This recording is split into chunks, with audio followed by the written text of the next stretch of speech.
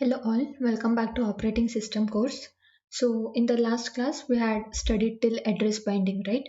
So we'll continue our discussion with logical versus physical address space. So here we'll understand what is logical address and what is physical address and what is logical address space and physical address space. Okay. So logical address is nothing but the address which is generated by your CPU.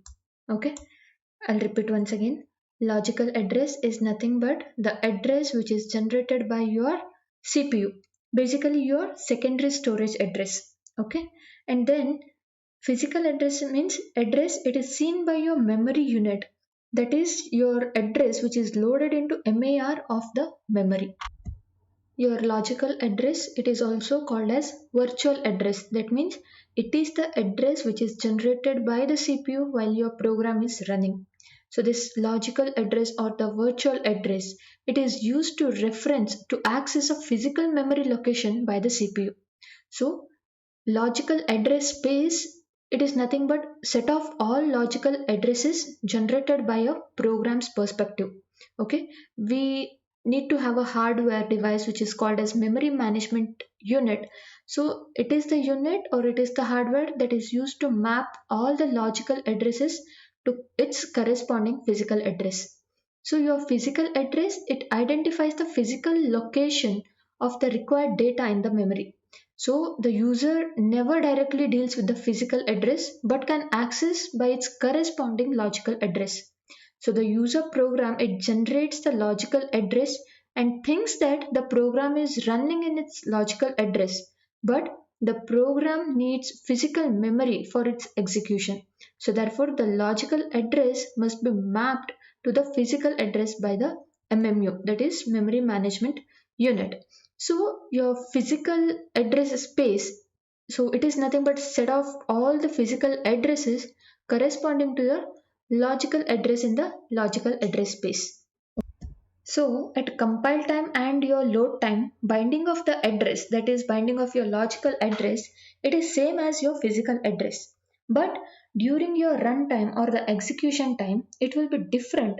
So we need to have a special unit, that is your hardware unit, that is your memory management unit, so that it converts the logical address into the physical address. And that unit is your memory management unit, MMU. Okay. So we map logical address to the physical address. So in the runtime, actual address or the location of the process and correct address of the process in the main memory is different. So we need this address binding or address mapping. So we'll take an example here. So in this figure, you can see, right? So basically, what does the CPU do? It generates the logical address or the virtual address. Say suppose it is 346. Okay, the address generated by your CPU is 346. Then we have a register called as relocation register. So this relocation register, it is nothing but your base register. So it specifies the starting address of the process in the main memory. So your main memory management unit, what does it do? It converts the logical address into the physical address, right? But then how does it convert is the question. So your memory management unit it adds the relocation register or the base register value with the address, that is the logical address generated by your CPU. So whenever these two things are added, you get your physical address. In our case, logical address is 346 and the base register or the relocation register value is 14,000. So when you add these two things, you get 14,346. Now this 14,346 is generated by your memory management unit, and this is your physical address. That means the actual location of that particular instruction in the main memory. Fine.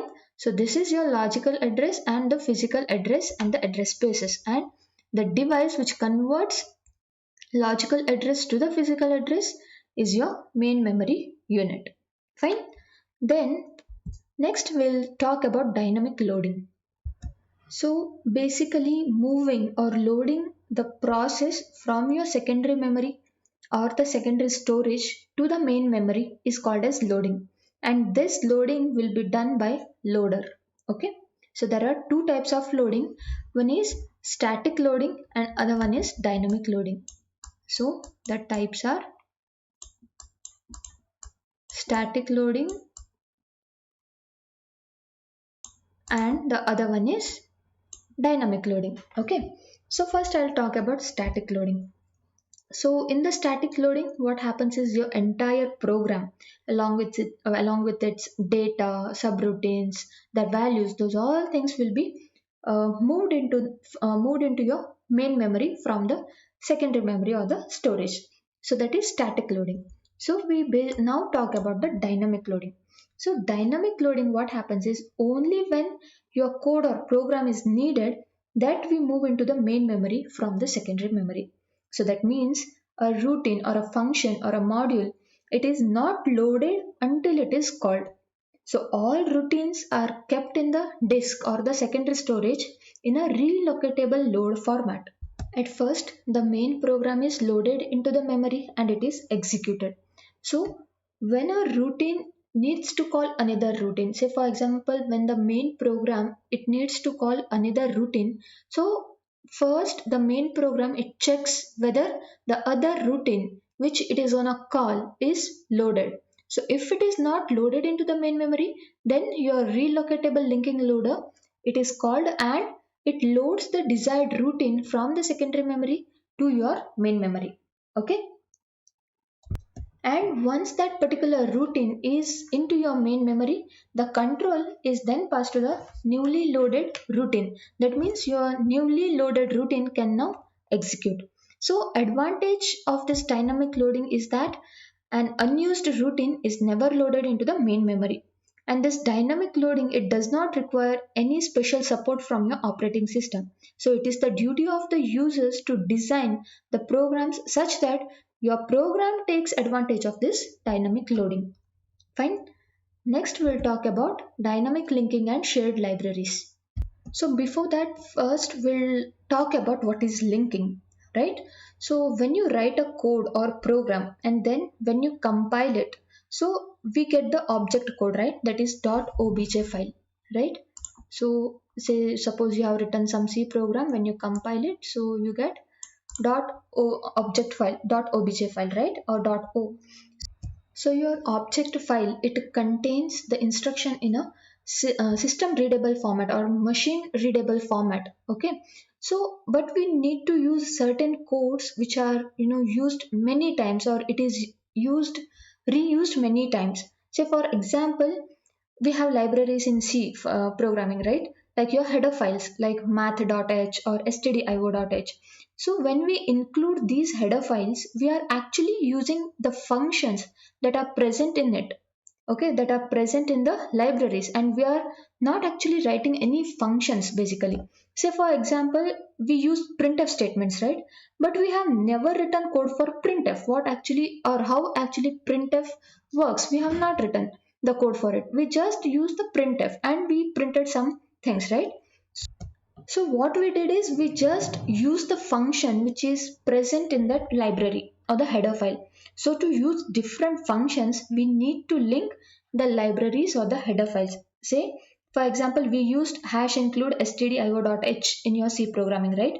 So stdio.h is your header file. So to use printf, we need to have or we need to use the stdio.h. So we need to link your printf function with the stdio.h library. So here we are reusing the code for printf which is already present in your stdio.h. So we have a process called as linking to do this work. Linking of your functions with the library or its particular header file. So linking is a process of combining your object file and the libraries into an into an executable code, that is .exe. So what the linking does is like .obj files plus your libraries that gives you executable files, that is .exe files. Okay, now this is the work of your linkers or linking. So in linking also we have two types, one is static linking and another one is dynamic linking. So in the static linking, what we have is like we have your object file and the libraries. So when you combine these two things, you get your executable file. So which we have just seen, right? This one .obj plus the libraries, combining these two things, you get your executable files. So that is static linking. So in this static linking, what happens is all the libraries, entire library, okay, that your shared library, that would be combined or that would be loaded into your object file. So this increases the load time. Fine. Then we have the dynamic linking. So here, instead of combining your object files and the libraries, we combine object file and a pointer. Okay, I'll repeat once again. So instead of combining your object file with the libraries, in the dynamic linking we combine object file with a pointer. So it is like this. I'll write here .obj. Okay, this is .obj file plus your pointer. Fine. Okay, so basically what we do is we keep the function libraries in a location. Okay, so all the libraries whatever here we have seen, right? So let us place that library in some location, and we have a pointer that points to the location where the library is stored. That means your pointer, it points to the library where it has been stored, or the address. Pointer is nothing but it stores the address where your library is stored. So here pointer, we call this pointer as stub. Okay, this pointer we call it as stub. Fine.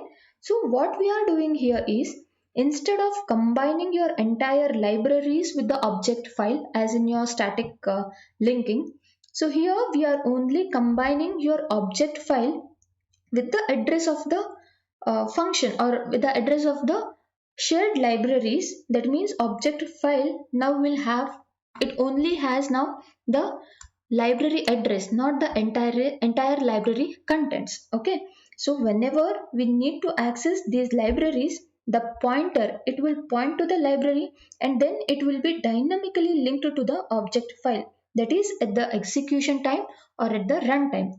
So this means as and when the libraries are needed, they are linked with the object file and not keeping the library beforehand with your object file. So loading time will be reduced in the dynamic linking. So this is the main difference between your dynamic linking and the static linking.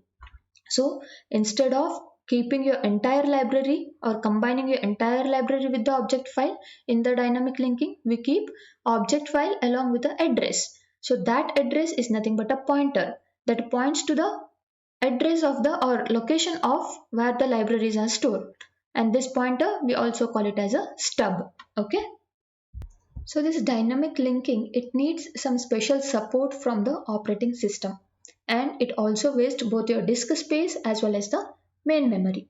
Okay, that's it for today. We'll conclude our session. Thank you.